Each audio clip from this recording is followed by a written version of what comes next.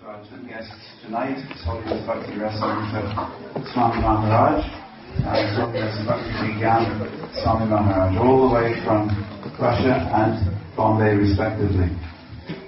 Hare Krishna.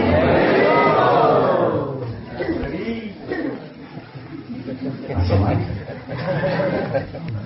2 is better than 1 and 3 is better than 2. Thank you all for coming so promptly and being with us here tonight.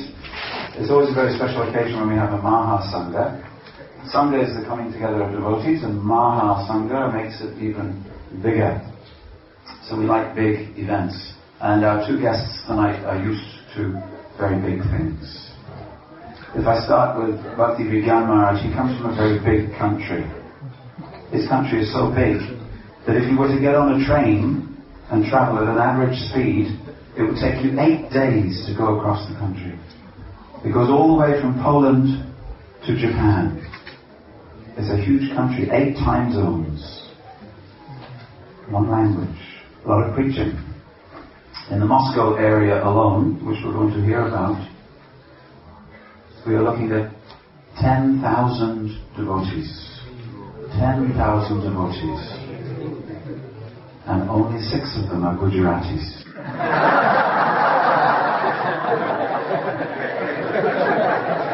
Can you believe it? 10,000 white people chanting Hare Krishna. We dream of such things, Mom. But in the whole of Russia, 50,000 devotees. 50,000 devotees. So, over the past few years, he has been preaching a great deal, taking Krishna consciousness to these different places. In Moscow, they have one cake factory, which makes prasadam cakes. You know cakes, Mr. Kipling? Don't eat them. Don't eat them. What is it called, Maharaj, your factory? Malika. Ah, Malika. So in Russia, they say, Mr. Malika makes exceedingly good cakes. 7 tons of cakes every single day. Big output, devotee business. Devotees, they like to come together for big festivals. When they have big festivals, many thousands of people come together. Sometimes they come on a train 1 week just to get to the festival, and they go back on the train 1 week to their homes in Siberia. Such dedication. Such a wonderful attraction the Russian people have for Krishna and Krishna consciousness. So we welcome Maharaj here tonight, and our other guest, our special guest, all the way from Bombay. We have had the pleasure of seeing him several times, I think, over many years. That doesn't make his appearance here tonight any less special. He has brought the sunshine to England today. It's been a funny day on the weather today, hasn't it? Hasn't it been a funny day on the weather? Yeah. We had Holi a few weeks back, and that's the beginning of spring. May the 1st is the beginning of summer. So when I see the sunshine, I think, summer has come. And then we have these cold winds blowing in from Russia. I don't know what's going on. So the Bombay sun and the Russian wind have come together today to liven us up.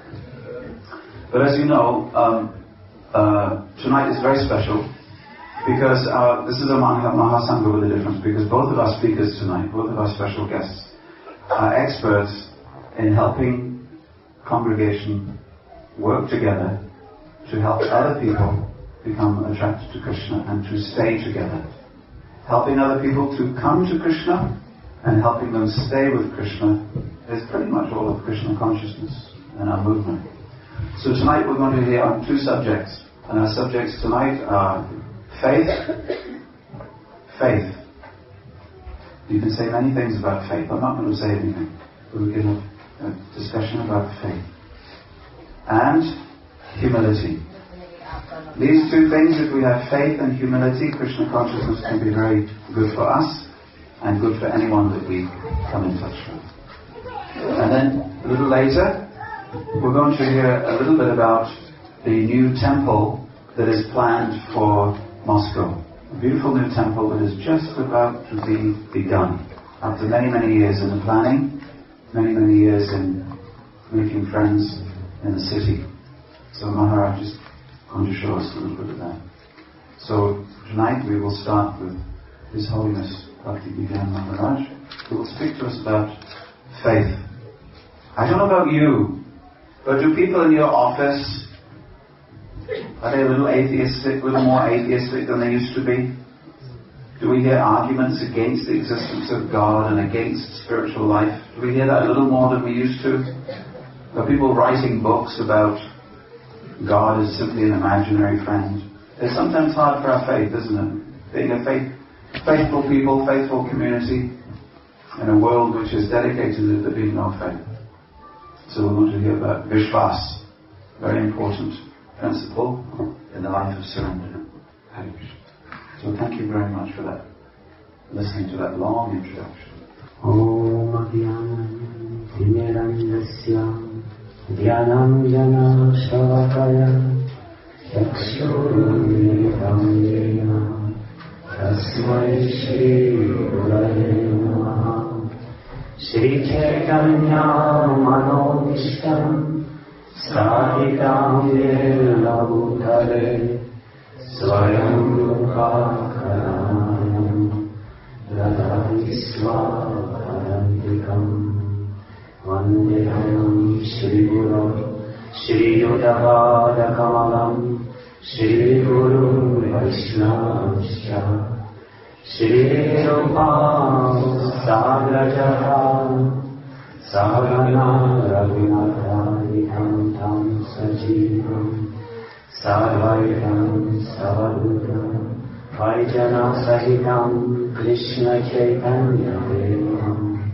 Shri Radha Krishna Padam Sarana Lalita Shri Shakam Vidamsya He Krishna Karuna Sindhu Dinabandhu Jagatpate Gopesha Govinakanta Radhakanta Namostute Takta Kanchana Gorange Radhe Vrindavaneshwari Vrishabhanu Sudevi Pranami Haripriye Manchakalpa Karunyascha Kripa Sindhurya Evacha Harijanam Bhavebhyo Vaishnavebhyo Namo Namaha Jai Shri Krishna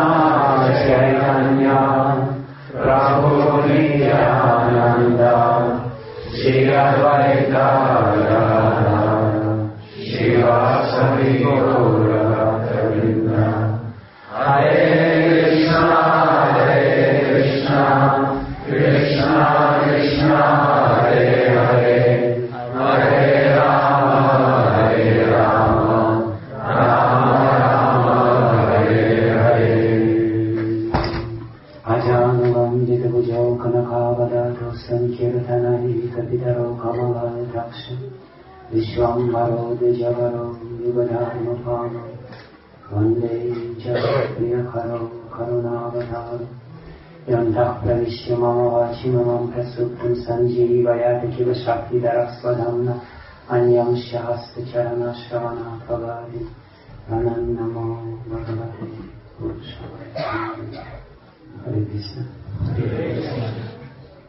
It's a great honor for me to speak to you this evening. I'm very happy to be with you. Many of you I know, some of you I don't know. So as Krishna Mahaprabhu already said, I was asked to speak on this very important subject of faith. And the first thing which we have to understand about the faith is that everyone has something. Even those people who claim to be atheists or non-believers, they believe that there is no God. That's their belief. And this belief is not substantiated by any proof. All these atheistic people, their favorite argument, just prove us that God exists. But it's equally right to ask them, please prove us that God does not exist. And they will not be able to produce any substantial proof of this. And this particular point was very beautifully explained by Krishna. That Krishna says in the 70th chapter, in the beginning of 70th chapter of Krishna, Sattvam Rupa Sarvasya Shradhamaya Yam Purusham. That Purusha, the living being, is Shradhamaya, is made of faith. But unfortunately, for the great majority of people, this faith has the nature of Sattva Anurupa. It more or less reproduces his mental makeup. Basically, everyone believes in something according to the condition of his mind. And Krishna says this, if somebody is a tamasic person, he will have tamasic faith. And this tamasic faith will have a tamasic manifestations. So he will lead tamasic way of life because he believes that this is the right way to live. And there is no logical proof that this is the right way to live. Tamasic people, they like to drink. And, I'm from Russia, therefore I'm giving some example which is close to my compatriots. So, they believe that it is good. And they may even write books that this is good and, try to kind of prove it. But ultimately it's a belief, because this belief is close to their heart. Ultimately they just want to believe in it because this is the condition of their mind. And that's exactly what Krishna says, and he says, Sattva Anurup. Anurup means it follows, it's more or less the Shraddha of these people, more or less follows or reproduces the mental makeup of these people. It's just replica of their constitution. And we know, according to Ayurveda, our mind consists of three gunas, of sattva, rajas and tamas, and these three gunas, they constitute our mental makeup. And Rajasic people, they will believe in enjoyment and they will, have a great time of proving that this is the only way to live. And Sattvic people have their beliefs.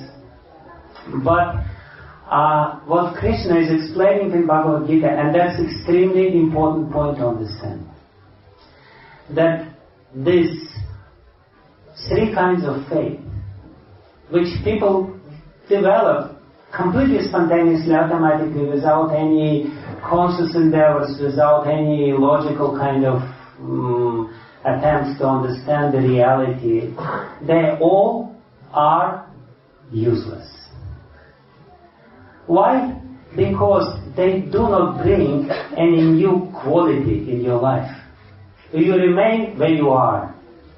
Your life becomes more or less a repetition, useless repetition of what you already are. You more or less reproduce yourself. Prabhupada explains it very beautifully in this verse, commenting this verse of Bhagavad Gita in the 70th chapter, I believe it's 3rd verse, where he says that Shraddha of faith is necessary, and the faith itself has the nature of the mode of goodness. So the faith itself can elevate person, but usually it doesn't if it just more or less follows what is already there. So the faith, Shraddha, has this ability to elevate you. The mission of human life, the very purpose of human life is evolution. Human beings have a special place in evolution of the consciousness, and that special place is that they can go even further. They can elevate themselves. The peculiarity of human species of life is that human species of life is a transitionary position in the evolutionary, how you call it? Ladder. An evolutionary ladder. In a sense that there are four things or four case scenarios which can happen with the soul which obtained human body. It can degrade back down into the lower species. It can remain on the same level and remain a human being in the next life. It can be promoted to the higher realms of existence, that is heavenly planets or heavens. And it can transcend completely, altogether, the material conditioning of this life and obtain the spiritual position in the spiritual world. And ultimately, the human being is meant to do the last thing, to transcend. But usually people remain on the same level at best. Or in the worst case scenario, they go down, they degrade themselves, and this is a complete tragedy. This is a tragedy because we have something special in us and we have to utilize it to the fullest extent. So therefore, Krishna is extremely negative about this kind of traditional faith. Basically, when Krishna is speaking about this Satvana Rupa Sarvasya Shradamaya Yam Purusha, he is more or less speaking about faith which is developed, which is created by the customary, by custom. You're living in a certain environment and you just, by custom you believe in certain things. If you take Indians, they believe in certain things. If you take Gujaratis, they believe in particular things. And if you take Russians, they believe in communism and Lenin. Not anymore, but they used to do it. But this is, and usually people, they're very proud of their faith. But if you ask them how do you develop this faith, they will never be able to say, because it's more or less put in themselves from the environment.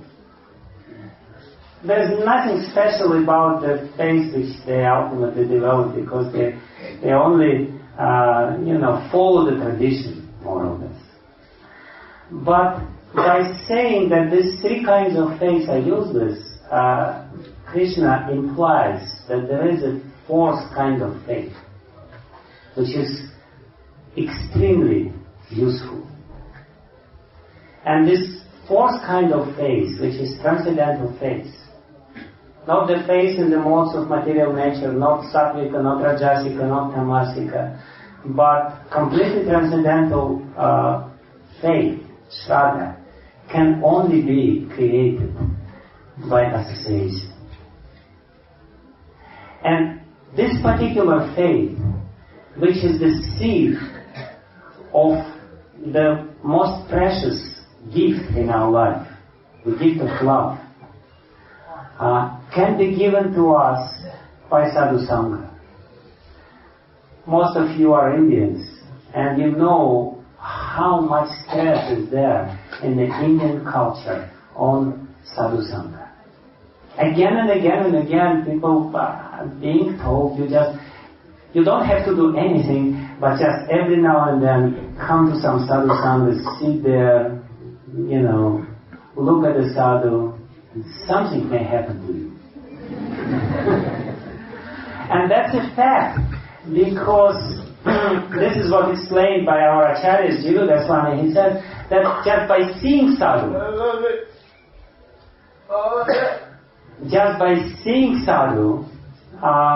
or by what to speak about listening of a saintly person or sadhu, you may develop this transcendental faith, shraddha. And the way how it's being developed is that you develop little respect towards him. Generally in the culture, in the Indian culture, in the Vedic culture in particular, there is a great deal of emphasis is given towards the respect to saintly person. And respect, when it becomes directed, when it's directed towards a particular person, is the seed of Shraddha, which is completely, totally causeless. Ultimately, when we're talking about this transcendental elevation or elevation on the transcendental plane, we're talking about causeless things. Because this whole world is ruled by the law of cause and effect. This law of cause and effect is called the law of karma. And we know this whole realm of material existence is on this side, on this shore of the causal ocean. Why the ocean of creation is called causal? Because on this shore, everything is causal. Everything is completely conditional and causal and has cause and effect relations. On the other side, which is the spiritual realm, everything is completely causeless. And to go from this shore of the causal ocean to another shore of the causal ocean, you have to obtain something which is causeless. And the seed of this extremely precious gift of the causeless spiritual world is causeless Shraddha, or causeless faith, which is given to you without any cause, just by mercy of a sadhu, if you happen to come. How it works? There is a beautiful story about Srila Prabhupada. Giriraj Maharaj explained this. How it works. And this is a real kind of process which we have to understand how it works.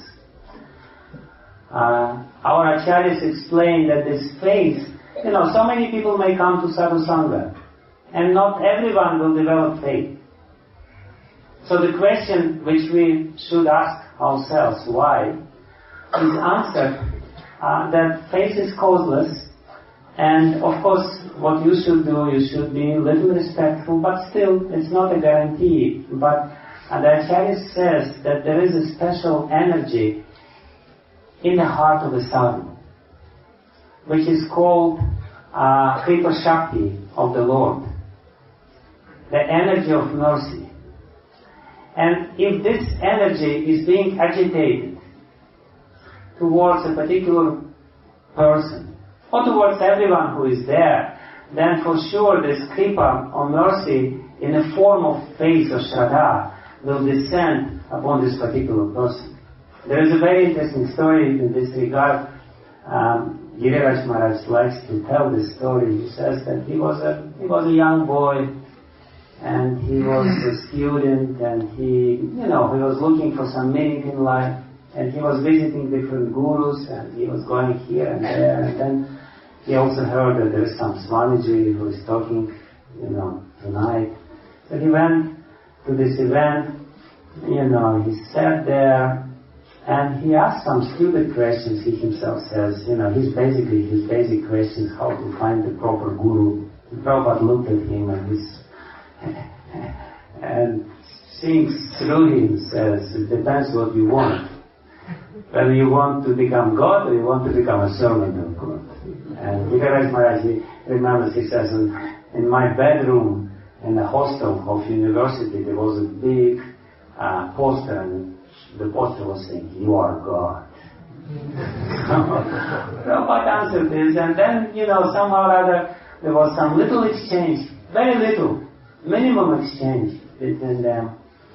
And then somehow or other he got inspired, and he started coming, and he was more and more involved, and it's going on. And Prabhupada was not there. So 1.5 years later, Prabhupada comes again.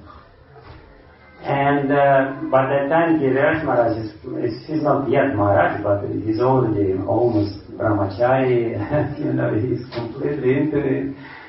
His whole life has changed, everything has changed because he got this seed of faith. So when Prabhupada came after the lecture, Giriraj Maharaj started asking some other questions, much more intelligent questions this time. And Prabhupada said, I remember you. You know, it was 1.5 years past. And Prabhupada said to him, I remember you. At that time, 1.5 years back, I was praying for you in my heart. Such a nice boy, let him become a devotee. And Giriraj Maharaj himself, he says, now I understand what happened. You know, this Kripa Shakti which lives in the heart of a sadhu, when it was agitated or, you know, somehow or other was turned on towards a particular person, this particular person got this Kripa. And this Kripa is causeless. There is no pious credits or whatever on the side of this person. It's just mercy.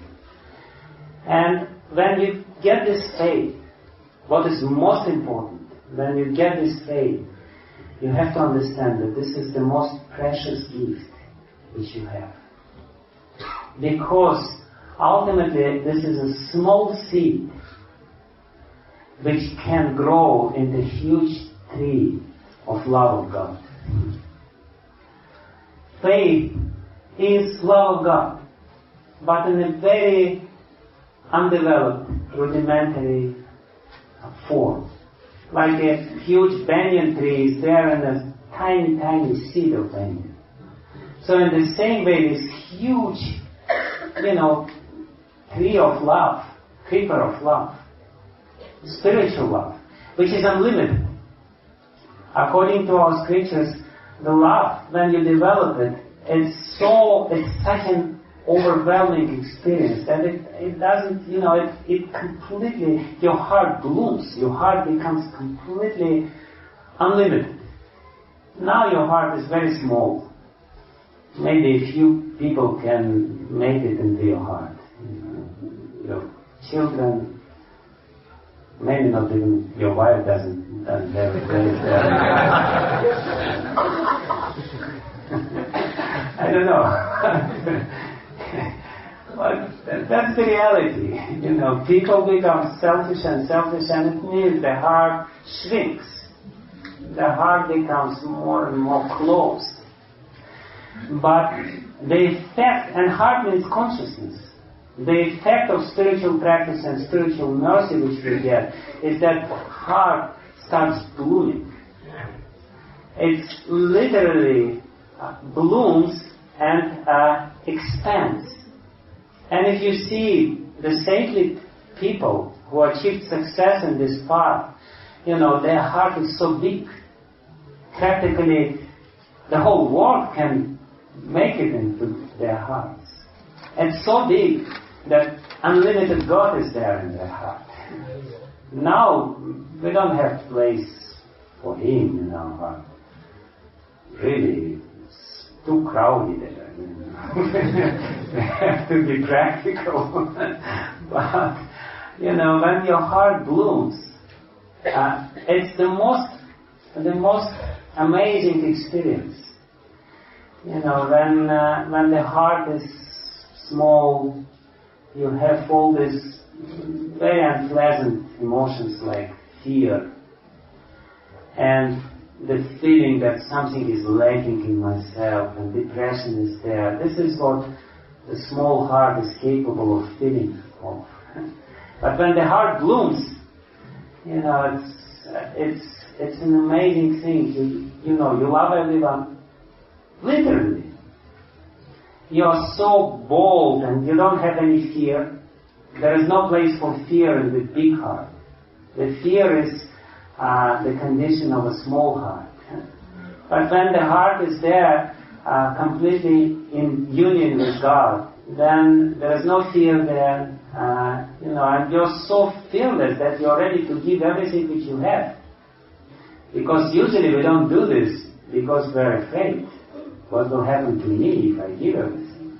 Nothing will happen to you. You know, your spirit soul, don't worry about this. But when the heart becomes soft and big, you know, you become very generous. You become real human being. So what I mean to say is that this little seed little tiny seed of faith is the most important thing which we can get in our life. Because this is the only thing which can bring the new quality in our life.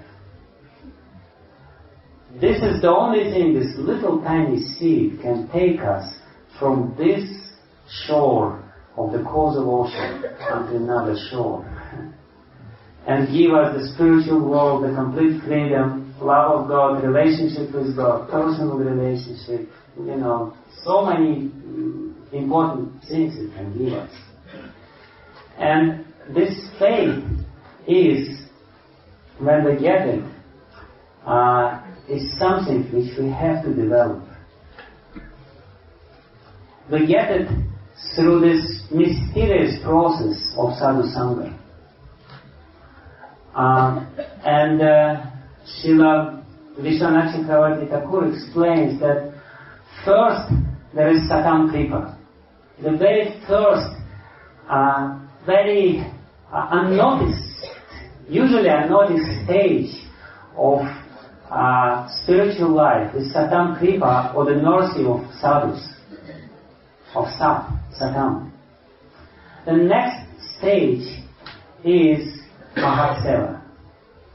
To develop faith, now I will very quickly go through the different stages, how this faith grows. First to get this mercy, but then to develop this faith, you have to develop little desire to serve sadhu.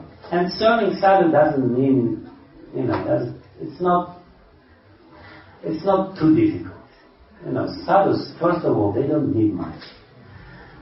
So it's not that they give money and now you serve me when I slave. No. Sadhus are, you give them a little garland and that's enough.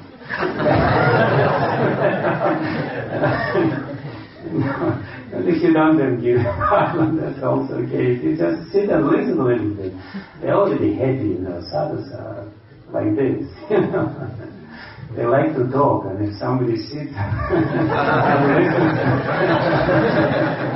that's good enough.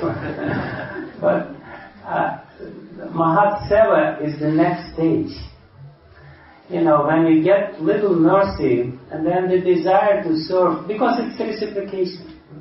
You get some reciprocal feeling, and if you try to serve, to do something little. Prabhupada was very expert in this. He knew how it works.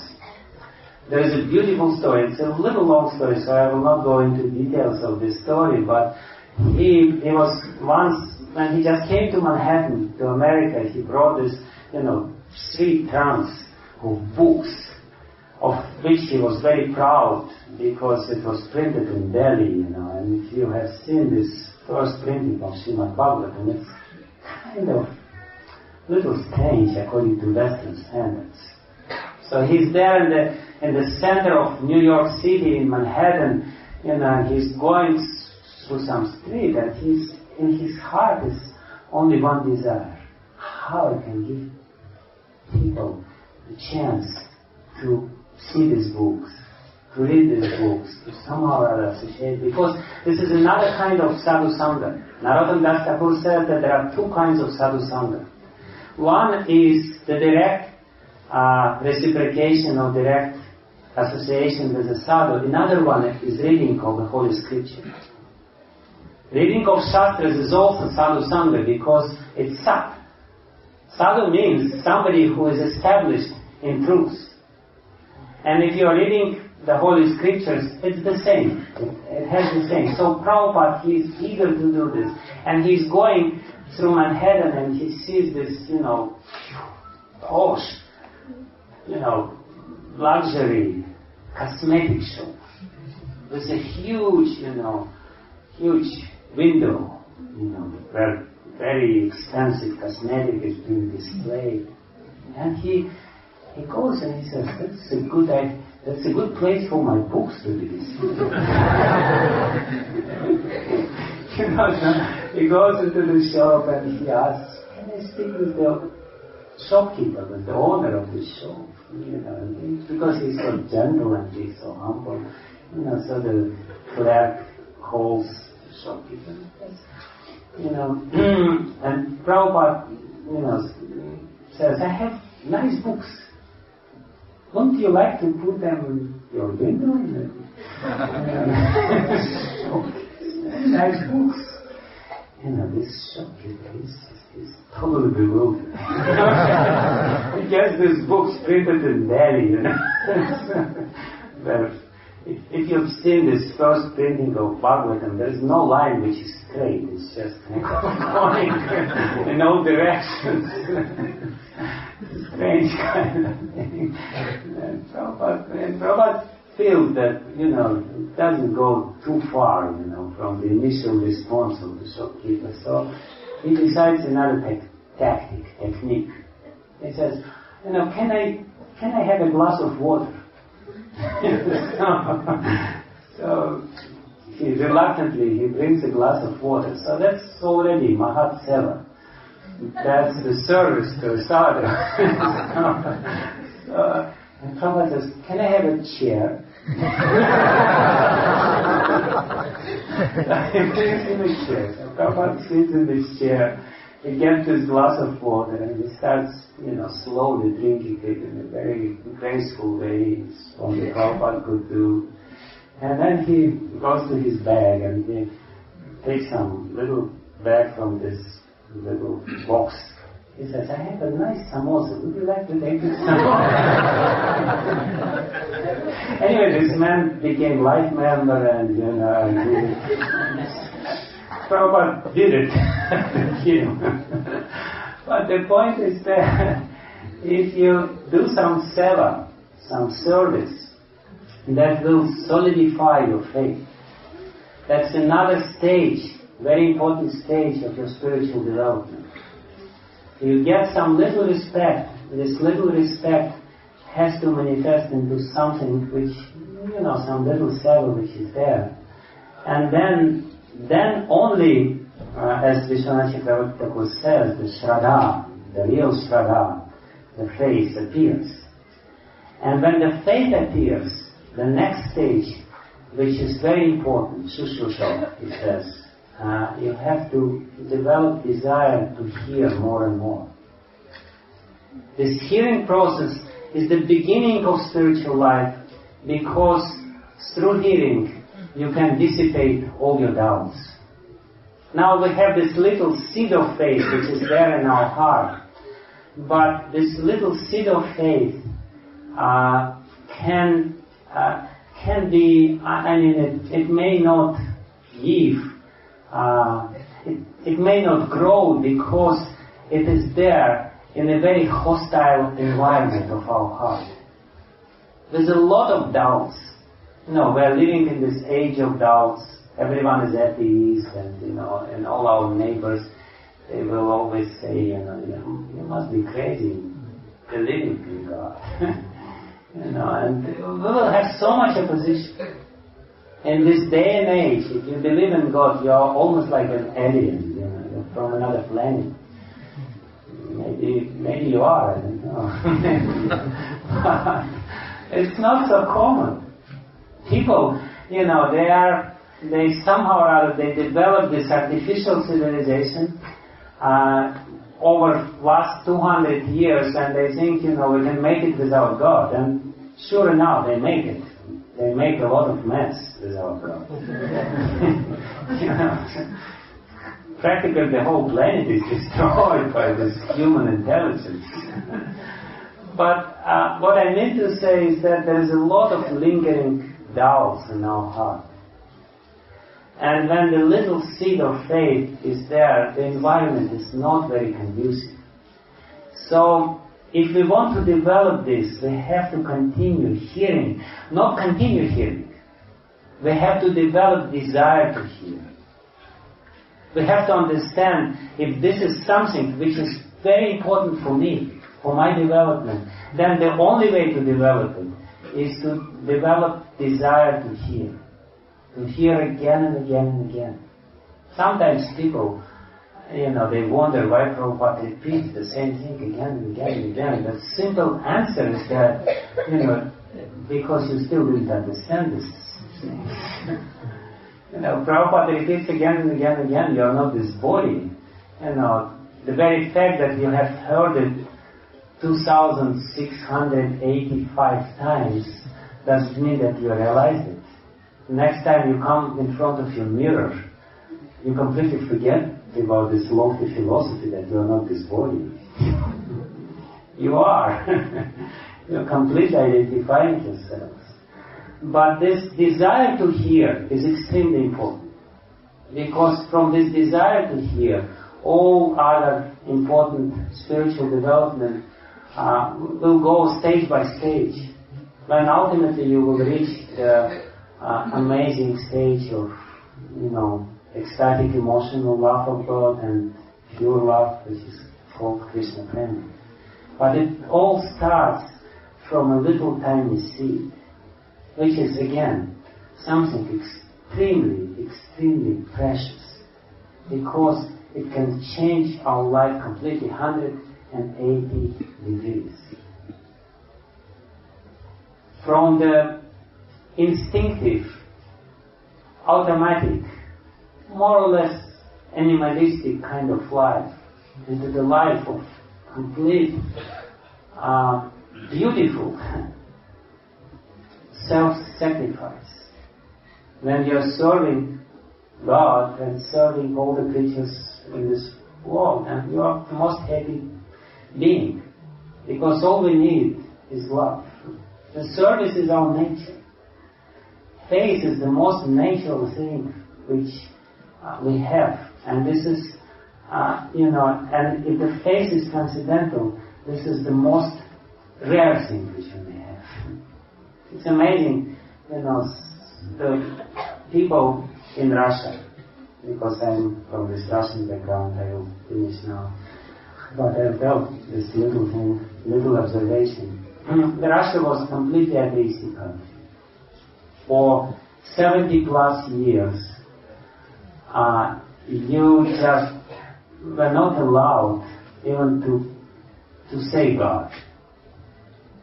Only if you are about to criticize God, you could be allowed to say God.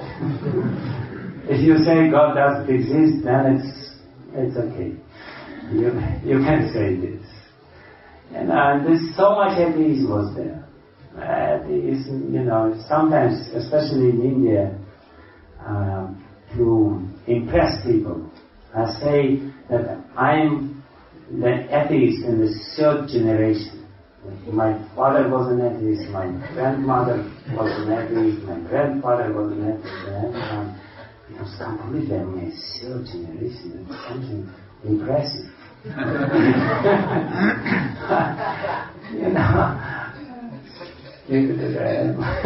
But the point is that, even though people tried, sincerely tried, that was the official party line that there is no God, and they tried, they even sent, the first Sputnik to prove that there is no God. They didn't make any pictures of God out there in the space. So they thought it's good proof that God doesn't exist. But anyways, so when the country became somewhat free, all of a sudden everyone starts believing in God again. Even when I was a little child, nobody taught me, but I was praying to God. And at that time, I was too small, and I didn't know that He doesn't exist. So I prayed to Him. I didn't know who He is, how He looks like, but I prayed to Him. And now, when I came to this Krishna conscious movement, I know who He is. I know how He looks like. I know His name. I know His girlfriend's name. And so many other intimate details. And I know how to pray to Him. Hare Krishna, Krishna, Krishna, Hare Hare, Hare Rama, Rama Rama, Hare Hare.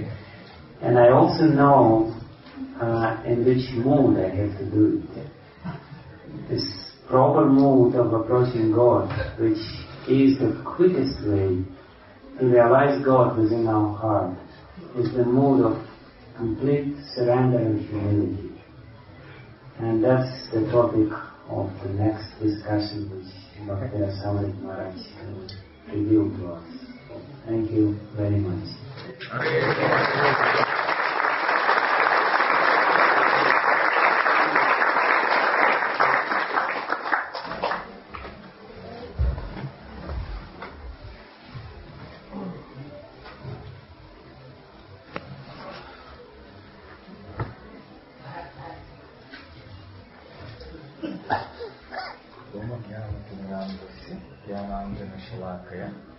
चक्षुरुन्मीलितं येन तस्मै श्रीगुरवे नमः। श्रीचैतन्यमनोभीष्टं स्थापितं येन भूतले स्वयं रूपकदा मह्यं ददाति स्वपदामृतम्। वन्देऽहं श्रीगुरुं श्रीयुतपदकमलं श्रीगुरून् वैष्णवांश्च श्रीरूपं साग्रजातं सहगणरघुनाथान्वितं तं सजीवम् साद्वैतं सावधूतं परिजनसहितं कृष्णचैतन्यदेवं श्रीराधा कृष्णपादां सहगणललिता श्रीविशाखान्वितांश्च नमो विष्णुपादाय कृष्णप्रेष्ठाय भूतले श्रीमते भक्तिवेदान्तस्वामिनिति नामिने नमस्ते सारस्वते देवे गौरवाणी प्रचारिणे निर्विशेषशून्यवादी पाश्चात्यदेशतारिणे वाञ्छाकल्पतरुभ्यश्च कृपासिन्धुभ्येव च पतितानां पावनेभ्यो वैष्णवेभ्यो नमो नमः। जय श्री कृष्ण चैतन्य प्रभु नित्यानंद श्री अद्वैत गदाधर श्रीवासादि गौर भक्तवृंद। हरे कृष्णा कृष्णा कृष्णा हरे हरे, हरे Ram Ram Ram Hare Hare. Hare Krishna. What can one say after such a lecture? When Shruti Dharma Prabhu told me in the morning that we have to speak on this topic, he asked me, should Bhakti Vigyan Maharaj speak first or you will speak first? So I said, my opinion is Bhakti Vigyan Maharaj should speak first and then he should speak second.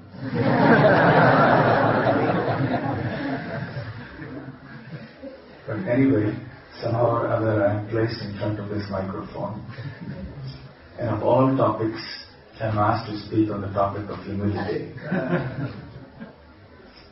So well, life is full of contradictions. What to do? This is one of them. We have to accept it as our lot. Of course, it's a difficult topic because it's quite strange in this world to find humility or to even talk about humility. It's such an alien concept. I was asked specifically to speak about this Trinadapi Sumitra verse, which of course we are all aware of. For devotees, humility is something that is so natural, something we talk about all the time. But in the outside world, it's just the opposite. And that is what we hear. In the material world, everything is the opposite of what it is in the spiritual world. Urva moolam adhar shakam ashvatham prahurabhyayam. It's like an inverted banyan tree with its roots upwards and the branches downward. Meaning that this material world is a reflection of the spiritual world. So whatever you find in the spiritual world, we find here in this material world in perverted or distorted fashion, in inverted fashion. So the quality of humility is sublime in the spiritual world. So that is reflected here invertedly as pride. Pride is something that comes naturally to the conditioned living entity. Humility comes naturally to the pure living entity. In the spiritual world there is love. It is pervertedly reflected as lust. So in this world, lust is natural for the conditioned living entity. For the pure living entity, love is natural. Compassion is natural to the pure living entity. But when it is pervertedly reflected in this material world, it becomes anger. Like this, all the pure qualities of the spiritual world are pervertedly reflected here. So when we say that the ills of this world, the evils of this world, we justify them by saying it's natural. Yes, but natural for whom? Natural for what? It is natural for an unnatural state. Because we are in an unnatural state. So when we come back to the natural state, then the true nature of the soul emerges. So in our unnatural state, we find that which is natural to be unnatural. So humility seems such an unnatural idea, such an outrageous idea. Yes, it is outrageous.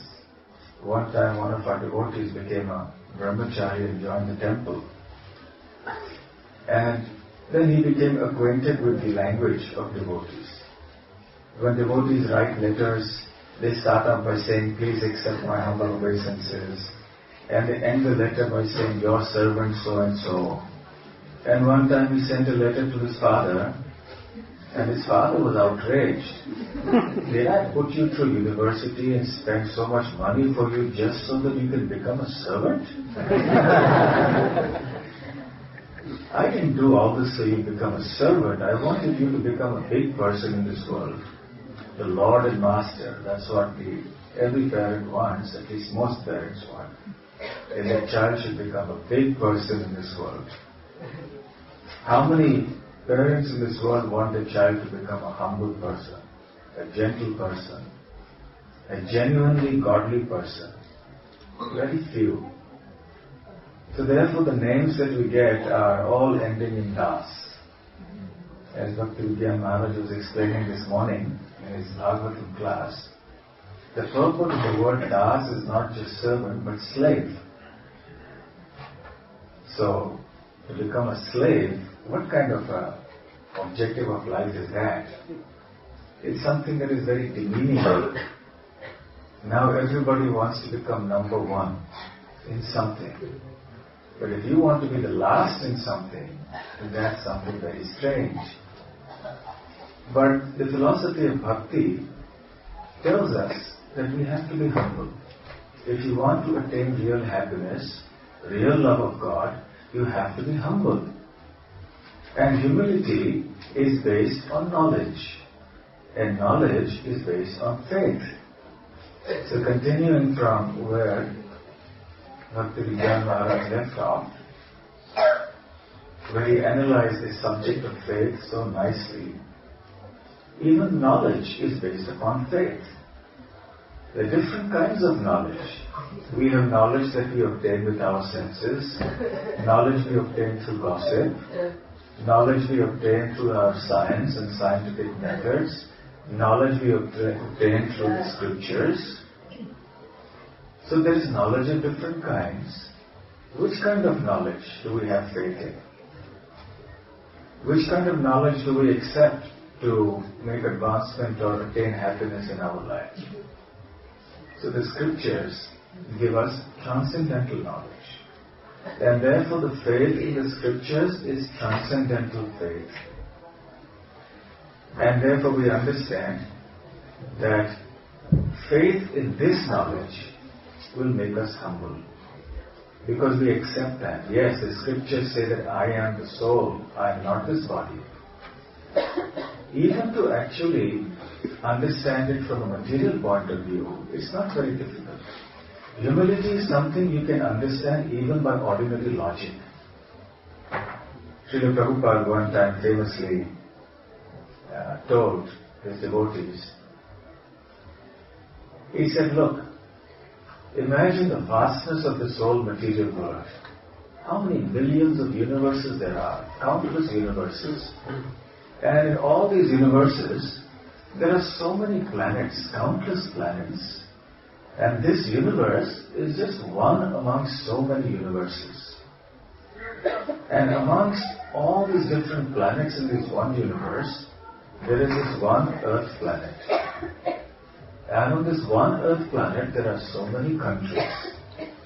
In this one country, there are so many cities. In this one city, there are so many blocks. In each block, so many buildings. In this building, so many souls, so many individuals. And in this building, so many rooms, and in this one room, there are so many people. And in this one room, there is one person who thinks he's very great. That goes for all of us. So even if you analyze it logically, leave aside the scriptures for the time being. Leave aside God for the time being. Even by ordinary logic, we can understand that our position is completely insignificant. One time one devotee came to Prabhupada and said, Prabhupada, I'm really very fallen. This is something that only a genuinely humble person can say from his heart. It's not easy to admit that I'm fallen. We say it casually in our everyday talk, but it's a very deep thing. So if someone says, I'm really fallen, then it has to come from a genuine feeling of belief in that statement. So he said, Prabhupada could understand that he is making it as a formality, this statement. Well, he's saying it because the devotee is supposed to say that, which is also nice. But then Prabhupada wanted to just make a point. You are not the most anything. You are simply insignificant. So to think that I am the most fallen, no, we're not the most anything. We're simply insignificant. What are we when you're in the middle of the Atlantic Ocean on a boat and there's a fierce storm there? Don't you realize what is your position? What is there to be proud about when you are in the middle of the ocean? Or you're in a flight and the aeroplane starts really going topsy-turvy and you can know the air hostesses are getting scared and the pilot is sending out frantic messages on the voice and the voice system, then you understand, yes, there's nothing really to be proud about. Proud of your own intelligence, your money, your power, and whatever else. What is the value of this intelligence, beauty, money, and so on? So humility is something that you are forced to accept, even if you accept logic, even if you don't accept God, which is of course illogical, that's another matter. Yesterday I was at another satsang program and Sakshi Gopal Prabhu made a very good point. He said there's two words, humility and humiliation. If you don't have humility, you'll be humiliated anyway. And you'll be forced to become humble. Such is the way of material nature. Material nature is like a big grinding wheel. You don't have grinding wheels here. In India, in the old days, and even now in the villages, you'll have the ladies having grinding wheels where they crush the spices and they do various other jobs. They grind it. So the laws of God, it is said also, as you know, are like the grinding mill. They grind slow, but they grind exceedingly fine. So in the grinding mill of this world, everybody is crushed. Nobody is spared. From the smallest person to the biggest person, no one is spared. King or pauper, everyone has to go through the grinding mill. And then what remains? What is death? Isn't death the ultimate humiliation? Isn't old age and humiliation? There are so many things we get in life that we don't want. Is it not humiliation? We are constantly being humiliated in this world. Imagine Hiranyakashipu, such a powerful man, the most powerful person in the universe next to Brahma. And he couldn't control his 5-year-old son. Can you imagine? What kind of humiliation was heaped upon this man who was so powerful that simply by raising his eyebrows, the demigods would tremble. And here is a 5-year-old son of this powerful demon who doesn't want to listen to the father. And the father tries to kill him in so many different ways, and he doesn't die. Not only that he doesn't die, he remains fearless. So what happens to Hiranyakashipu's anger and his ego? Incidentally, this is one of the facts of life, that this is why God creates children, to crush the egos of the parents. So the parents know there may be a big person in the society, but in front of your child, what can you do if he doesn't want to listen to you? Maybe a small child, and when they grow up, of course they will never listen to you. That's another thing. But even when they are small, they don't listen to you. So we are being constantly humiliated in this world. So then, if we are not voluntarily humble, we will be forced to be humble. So it's a fact of life. It's not something strange. The miracle is that despite all these humiliating experiences, and despite the inevitability and unavoidability of being humiliated and crushed completely in this world, we still oppose humility. We still stubbornly refuse to be humble. So deep is the illusion of this world that it makes us feel that it is right to be proud, that it is good to be proud, it is demeaning to be humble, it is false to be humble. So we are living in a world of illusion, in an unnatural world, perpetuating illusions and false beliefs in the name of being advanced.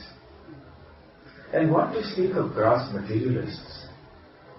Even those who are impersonalists or Mayavadis, they also believe that we are very great. One time, many years ago, as a new devotee, I remember, I had gone to distribute books. This was in Calcutta City. And there was a poster outside one auditorium. And there was a very big Mayavadi sannyasi. And it was his speech that was going on inside the auditorium. And the title of the speech was, "You are the whole." WHOLE. And then I walked in to the auditorium. It was a very elite kind of an audience, air-conditioned auditorium and everything. And I walked in there and I was really like a black sheep there, odd man out. And then he noticed me coming in with books and everything, looking very strange. And then he eventually understood where I came from.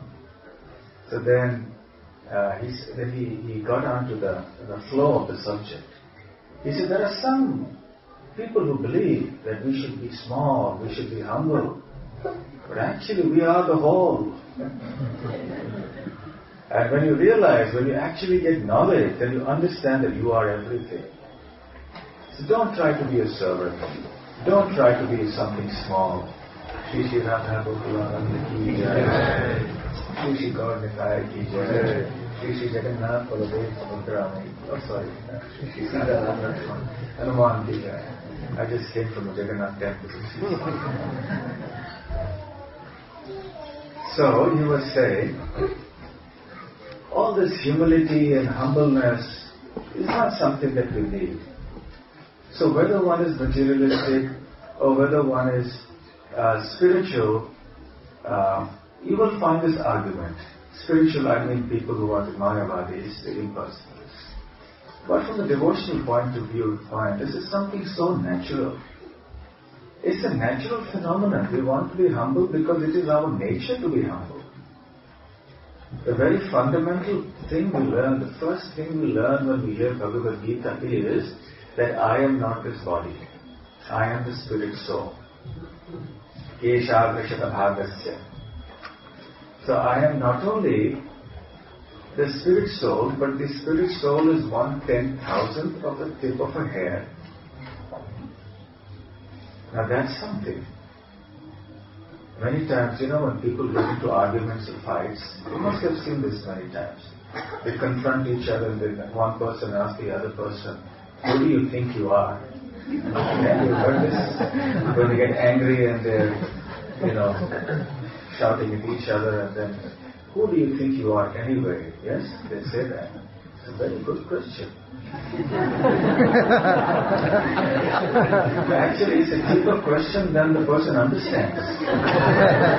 He's saying it in a sense of outrage, but even he doesn't understand what a deep statement he's making. Who do you think you are indeed?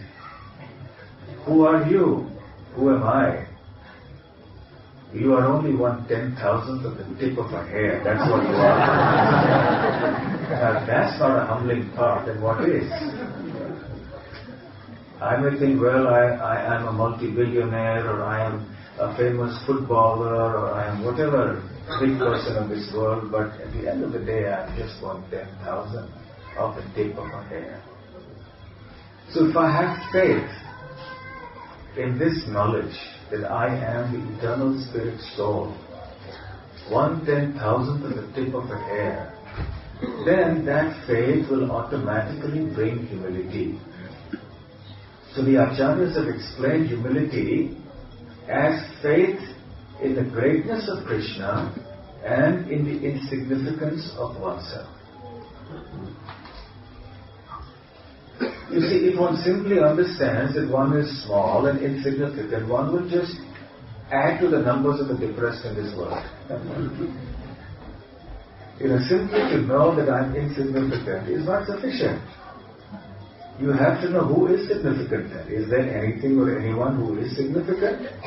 Yes. Krishna, the Supreme Personality of Godhead, is significant. The most significant living being in all of existence. I am insignificant, but I am an eternal part and parcel of that most significant person, Krishna. So I have faith in Krishna, but I do not have faith in myself, in my ability, my intelligence, my capabilities, and so on. So, humility means faith in Krishna, faith in the process of devotional service to Krishna, but lack of faith, a conviction in the inabilities and lack of intelligence of oneself. If it is only one without the other, then the humility will lead to depression and many other problems. But because we have faith in Krishna, faith in Krishna's protection, therefore even though a devotee is personally very humble, he can still be very enthusiastic, very energetic, and when necessary he can be very aggressive. In the beginning of the Bhagavad Gita, we see Arjuna's relationship or compassion upon his relatives was causing him to become falsely humble and so depressed. Actually, he was in depression. Arjuna's initial section of Bhagavad Gita saw Arjuna in depression. But then, Krishna enlivened him. He enlivened him to a stage where he fought. And how fiercely he fought. When you're fighting a battle, then you have to be fierce. You can't say Hari Bol and then fight throw an arrow, right? You have to be really aggressive, you have to be very, very energetic, angry. It's externally, it doesn't appear like a picture of humility. If you see the pictures of Arjuna on the battlefield, he's fiercely fighting. But actually, Krishna transported him from a platform of false humility to the platform of real humility. Real humility means that we are surrendering our everything to Krishna. We are surrendering our intelligence, our independence, our desires, our decisions, everything to Krishna. And we do what Krishna says. This is humility. Today, even if you ask a small child, do something, he says, why should I? So it is so ingrained in us that I want to do what I want to do. Why should I listen to anyone else? And because we have removed God from the picture, as Maharaj was so nicely explaining earlier, we are now in a crisis of faithlessness. And this faithlessness manifests in lack of faith in authority, erosion of authority. So now we don't want to accept any authority. So when we don't have faith in God, then you don't have gradually faith in anybody in this world. You don't want to accept anybody's instructions or anybody's views. And you simply want to do what you want to do. But that obviously is not a good formula for happiness or success. Because we are, after all, 1/10,000th of the tip of a hair. So even though externally Arjuna was not appearing like a picture of humility, but he was actually humble. Because he surrendered his independent desires to accept the desire of Krishna. Now whatever you say, O Krishna, I will do. So this is our understanding of humility. To understand that I am small and simultaneously to understand that God is great.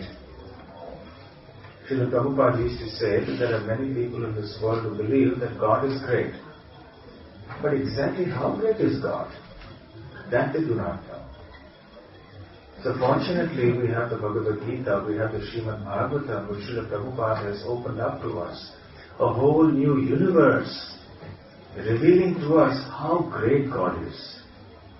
And the greatness is not simply in terms of physical strength or in terms of power and so on. But His greatness extends over all aspects, even the sweetness of His nature, of His character, His mercy, His beauty, His affectionate dealings with His devotees. All these make Krishna very great. So when we have faith that I am insignificant and God is great and is supremely wonderful in all these different ways, then that faith brings us real humility. So knowledge, faith, humility, devotion are all intertwined together in this process of devotional service. So Sri Chaitanya Mahaprabhu has given us this very wonderful verse. Trinadapi sunechena taroriva sahishnuna amanina manadena kirtaniya sada harihi.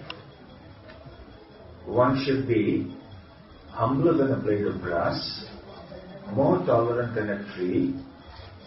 One should not desire any respect for oneself, and one should be ever willing to give respect to others.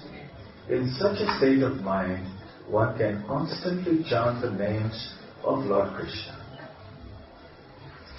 Now this verse is so important for us as devotees that arguably it is the most important verse for us in our Krishna consciousness. It will not be an exaggeration to say that it is the most important verse in all of existence. In all the Puranas, Upanishads, Vedas, everything. This is the condensed essence of all knowledge. This one verse, Pranadapi Sunechena.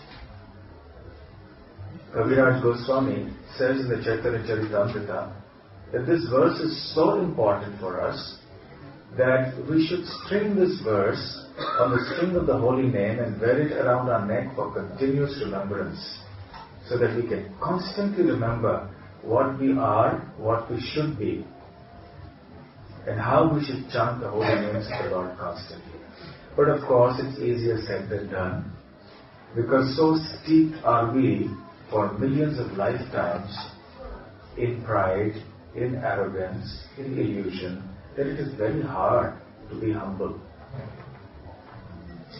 And even when we hear that we are supposed to be humble, and the first traces of humility start dawning into our life, we become proud of that humility.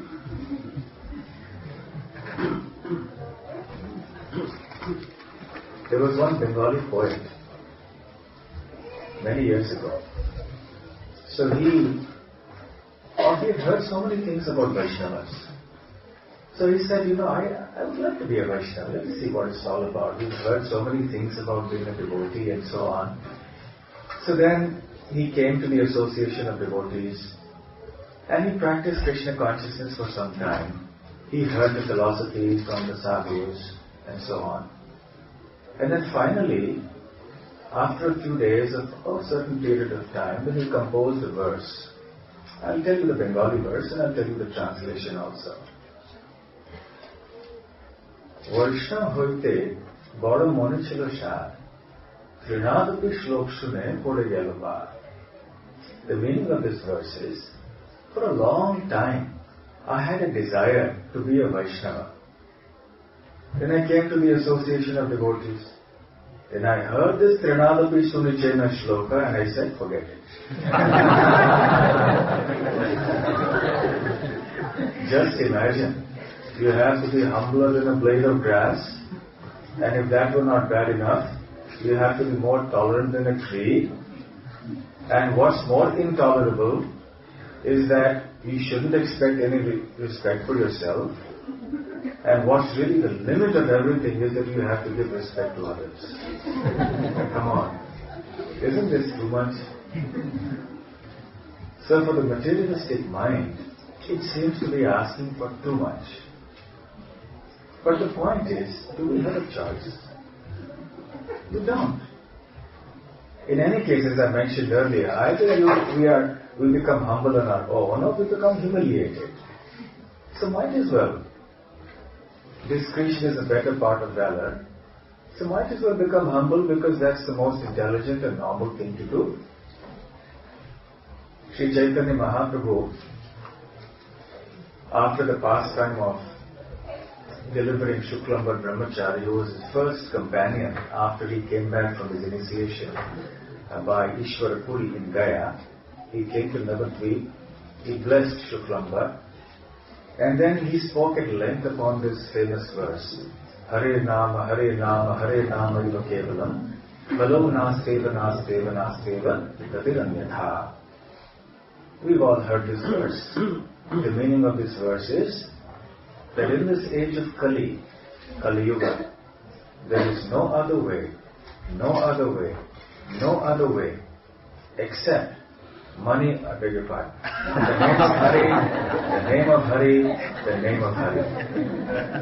You know, old habits die hard. And then Mahaprabhu explains.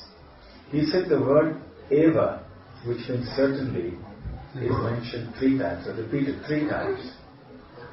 And then the word Harinam is also said 3 times, for the sake of emphasis. When we want to emphasize something, we say it 3 times. So we emphasize that it is only the holy name of the Lord that in this age is the source of deliverance or the cause of deliverance. Nothing else. Nothing else. The word Kevalam indicates that no other process of realization or no practice in this age can bring us to the point of perfection. Not yoga, not karma, not jnana, not anything else. It's only the process of bhakti which is centered around chanting of the holy names of the Lord. And because this is the only method for attaining self-realization, God-realization in this age, it is so important that we should do it right. In order to chant the holy names of the Lord constantly, then you need these 4 things. If these 4 qualities are not there, then we will not be able to chant the holy names of the Lord, which means that we will not be able to attain the perfection of life. So humility, tolerance, pridelessness, and willingness to give respect to others are the 4 qualities that naturally arise in the heart of a devotee. Srila Prabhupada explains that a devotee doesn't actually have to strive separately for it. If one is performing devotional service very sincerely, if the fire of devotional service, so to speak, is blazing strong enough, then automatically, naturally, these qualities will emerge. Yes, but we may also have to make an endeavor. When we are dealing with other people, maybe in our family or others, and we behave somewhat arrogantly sometimes, and someone points out our mistake, then we can't say, well, Srila Prabhupada said, one doesn't need to make an endeavor, it will come automatically. So the day I become humble, naturally I will be humble.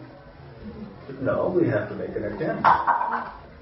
At least we start from the external. Sometimes it's hard to tolerate the things that people tell us, especially when it's the truth. But we have to accept it. We practice, and Krishna will give us plenty of opportunities to practice humility and tolerance every day.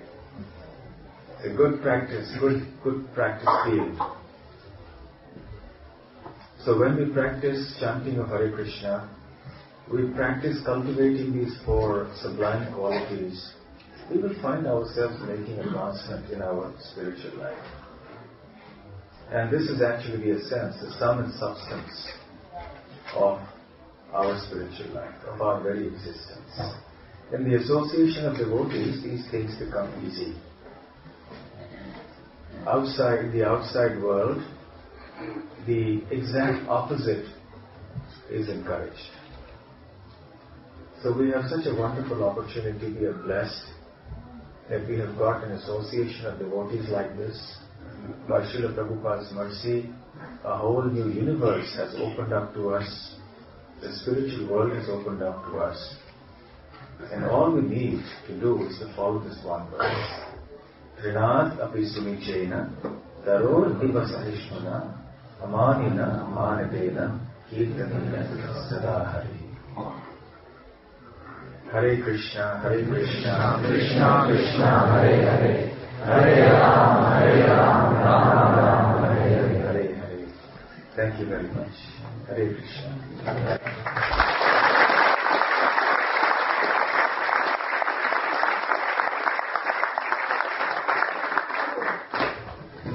I would like us to put our hands together very loudly for our 2 speakers tonight who have really given us the Kripa Shakti. And I feel, even though my heart is somewhat dead and small, I feel like I've had 2 big, wonderful humility. And what was the other one?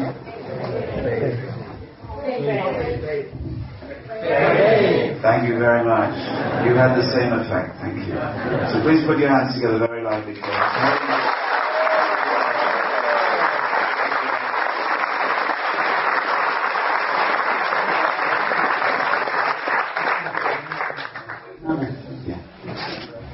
They're just setting up for the little slideshow which will, we develop spiritual qualities and then it manifests. Prabhupada said his disciples, they're happy on the inside, they were hippies and then they were happy. And this manifests in their face and they're singing and they're dancing. So when you have bhakti, then it manifests in bhakti shakti. And people are drawn, people are very interested in someone who has bhakti shakti. And also, things in this world start to develop because the sadhus like to bring people together to listen about Krishna and to worship Krishna. Those of you who are Sangha leaders, those of you who go regularly to Sanghas, next week you should know that Bhakti Rasamrita Maharaj will again be with us for another Maha Sangha, but this is a mentorship launch. As His Holiness Radhanath Maharaj likes to say, the ships in this world are easy to sink, but there are 2 ships that you cannot sink. One is good friendship and one is good relationship. And there's a 3rd ship that will help you to float those, and it's called mentorship. No, where do I get them? I get them from Christmas crackers, that's right. But this is something that we really would like you to come. In fact, if you're a mentor, it's compulsory. If you're a mentee, which means you're receiving good guidance and sadhusanga from someone else in your life regularly, and you're chanting more than 4 rounds every day, we would like you to come on the 26th and to meet His Holiness Bhakti Rasamrita Maharaj at 6 o'clock on the 26th. next Saturday. And for 1 hour you can have his company. You can ask personal questions, all 300 of you at once. And then at 7 o'clock we will be launching officially our mentorship system, which is now becoming very, very large. Just like in Russia, they've launched the mentorship system, devotees looking after devotees. And there's so many thousands of people being looked after by other devotees. So many sanghas. I can't even tell you how many sanghas there are in Russia. So many, you could not even count them. So in London we have a big mentorship system. In Mumbai we have a big mentorship, counselorship system. You see, Anavasenas have a mentorship system. So also, all of us, we have a mentorship system now, and we would like to officially launch it and to welcome you here. There will be prasadam. There will be meeting with sadhus, some small talks, but don't miss it. We want you to be here. Thank you very much. So now we're going to hear. Can you read what this says? You don't need to read it. I think Maharaj did very well speaking in English. Can you speak Russian? Oh yeah, a lot of you can actually. Alright, so can we have that light down a little bit? Somebody know how to do the light up there? That's it, maybe. Maybe we'll see the screen a little bit better. So the pleasure of the lordships and devotees, this is a little news about Moscow. So what I will show you now is just 2 minutes little video. Hopefully we will have some sound track also. You will see it's self-explanatory and it's to the most part in English. So let's put it on. It's the center of Vedic culture. So there's the logo of our Moscow temple. There's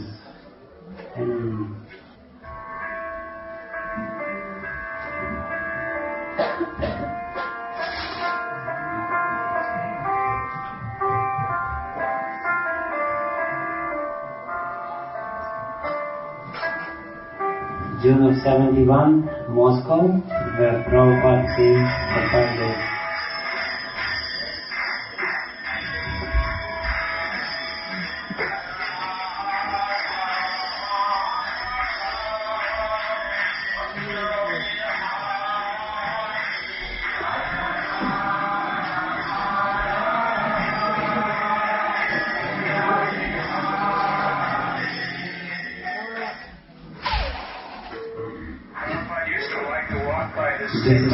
Every morning, just to see it, and he would say to us, one day we will have a temple like this in Moscow. And no one could even imagine in those days that this would come true. Now I'm seeing for myself, this is actually happening.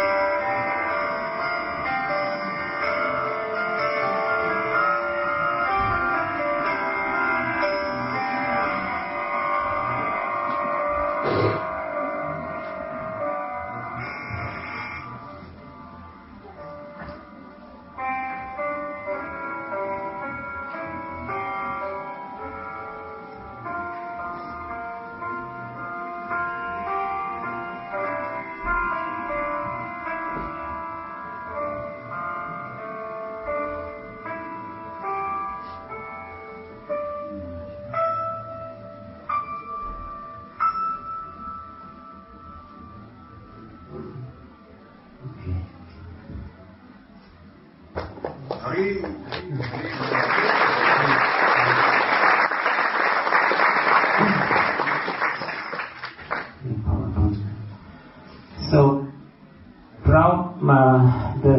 there is a reason why the last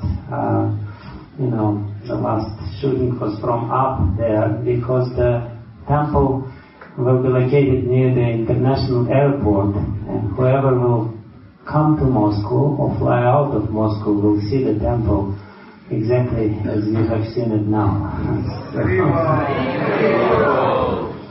Anyway, I'll now show you a very short presentation about this temple. Most of you probably have heard about it. It was a long process, but it all started 41 years back in 1971 when Prabhupada came just for a 5 days visit to Moscow. And he wrote, immediately after that, he wrote a very interesting letter. From Calcutta I went to Bombay and then to Moscow. We stayed there for 5 days. There are many younger Muscovites who are very much anxious to join our movement. Prabhupada is extremely optimistic. Unfortunately, the government is so strict that it is difficult to take their cooperation for starting a center there. Everything is strictly under governmental control. Still, we are trying to open a center with the help of local men. At that time, Prabhupada had just one follower, but he put it local man. The city is very big and there are many nice buildings, roads, etc. But life is not very happy. One cannot live according to his own choice. Fruits and vegetables are very scarcely supplied, but milk, butter and yogurt are amply available. So that's Prabhupada's letter about his visit and impression from Moscow. And in 1971, Prabhupada made a very interesting prediction. He saw the tanks going through the streets of Moscow, and he said, this country has only 20 years at best. So in 1991, this country fell apart, according to the prediction of His Divine Grace, A.C. Bhaktivedanta Swami Srila Prabhupada. Please don't shout Haribol because it may not be interpreted right if this is recorded. But in any case, in 1990 we got this little building which was initial, but then in 2003 the building, we got a notice from the government that they will destroy the building. And at that time Atal Bihari Vajpayee, the Prime Minister of India, came and we asked for his help. Please help us to build something in Moscow. And this is Narendra Modi who came to our temple. And when we asked Atal Bihari Vajpayee, please help us, he told us, only Krishna will help you. So this basically directing us to the boss. Anyway, we had different attempts to do something. In 2004, this little building which used to be the temple was destroyed. It was a very tragic event because spiritual lives of so many people started in this little building. And we had to move into these boxes. We're still there in these boxes. We call it temple. And initially there was no water. So, but there is a lot of snow, so we could use the snow. It's a hard thing, but we developed it into something special. There is a pandal which works throughout the year, even in winter. And every Sunday, around 1,000 people come to Sunday Feast program. You can see as people listen for the lecture, they chant, kirtan, and come. And for big days like Janmashtami, 10,000 people come. And as you see there is a very few Gujaratis as people know from the Anyway, and then, the landmark was the delegation of the Patron Council of Bhaktivedanta Manor. So for me it's always special to visit Bhaktivedanta Manor because in 2004 we got great support, and the whole project started because of the help of this delegation. And then Shaila Dixit, the Chief Minister of Delhi, she came and she spoke with the mayor of Moscow at that time, and they entered into agreement. The Moscow government will take necessary steps to settle the matter of allotting a land plot to the Moscow Society for Krishna Consciousness for the construction of a temple.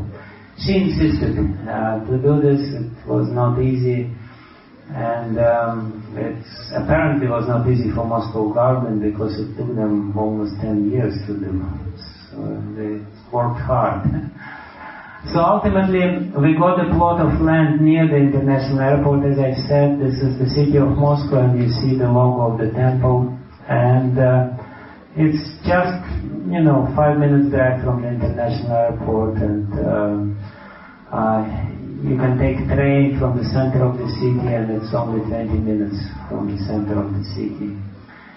And what Prabhupada did, he said that Hare Krishna temples, they should be different. He said, he wrote it in 49, and he was very consistent throughout his life. He said that theistic temples all over India are actually different centers, as are the churches and mosques all over the world. The sacred centers were meant for diffusing spiritual education, and by this process of spiritual culture, the disturbed mind could be trained up in concentration for higher education, which every human being must do. Prabhupada gave a very interesting concept of what the temple is. The temple is not just a place of worship. The temple is the place of spiritual education and culture to help people to concentrate on the higher reality, to meditate on the highest reality. And we know there are cultural centers of ISKCON, prominent ones. This is Delhi. And this is basically the explanation of logo which we have, and the 5 petals of this lotus represent bhakti, the central one, faith and devotion. Then spiritual education, basically it means preaching. And then harmony, we're doing so much work to help people to live in harmony. That's part of the mission which Prabhupada gave us. And then service to others, Vaishnava Seva, or the community service, is very important part of our internal mission. And then finally the culture of sattva, pure living and high thinking.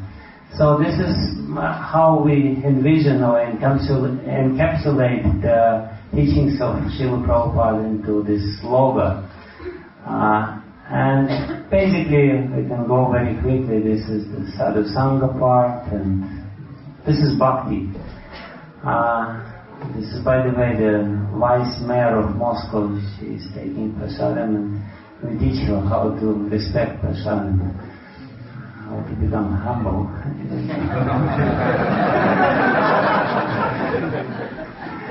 Anyway, so what I mean to say is that Prabhupada, he had a vision that it's not just religion, it's the spiritual education on all different levels, and therefore we, distribute prasadam, and we help people. This is our Food for Life program.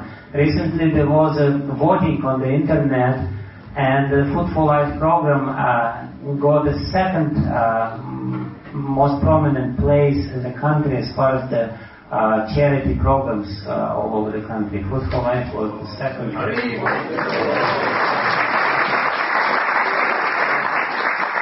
And sometimes people, they kind of accuse us and say that this is a subtle presentation. You want to make these people into devotees.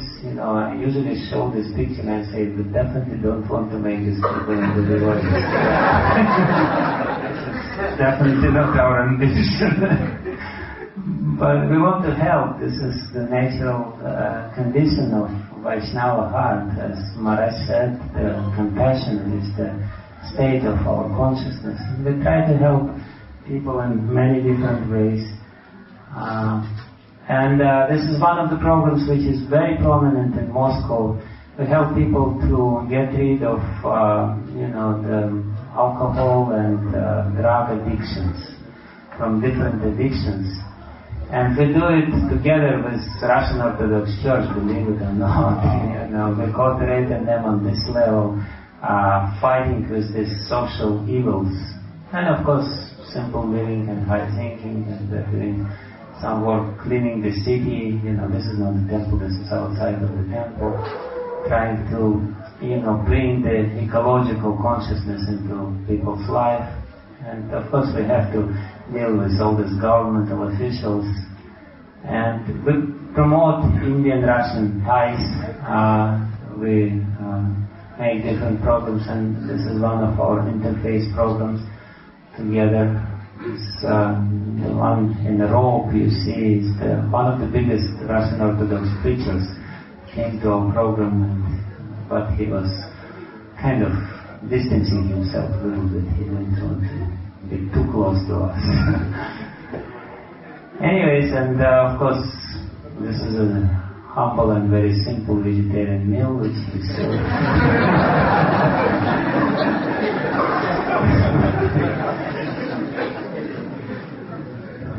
and we're also trying to do, cow protection as much as possible. Of course, it's not that developed. This problem is not that developed, but it's definitely there in our mind. And yoga, Ayurveda, and different rituals to improve the family relationship. This is all the mission of this cultural center and temple. Therefore, we don't call it even temple, we call it cultural center and temple. And this is the land. The government was looking for a long time for a land, and ultimately I think it was Krishna who was looking for the place which would remind him Vrindavan. So this is the only place in Moscow which is somewhat similar to Vrindavan. You can see it's a beautiful countryside with a river nearby, and very good location. But it has a very dramatic kind of history, because initially we got the land, and the land is triangular. The rectangular part is just for the park. And we initially wanted to build this kind of temple, separate temple and cultural center, to make it straightforward. But when we showed it to our Vastu experts, they said, "You're up for the problems. You're asking for the problems." And because we already had so many problems, better to be safe than sorry. So they said the only way to deal with it is just to take the rectangular part and build something square there. And our architect already made this design, and the architectural firm started working on the drawings. I came to him and I said, do whatever you like, but we're changing it completely. So initially he was totally bewildered what to do with this square stuff. But luckily for us, we have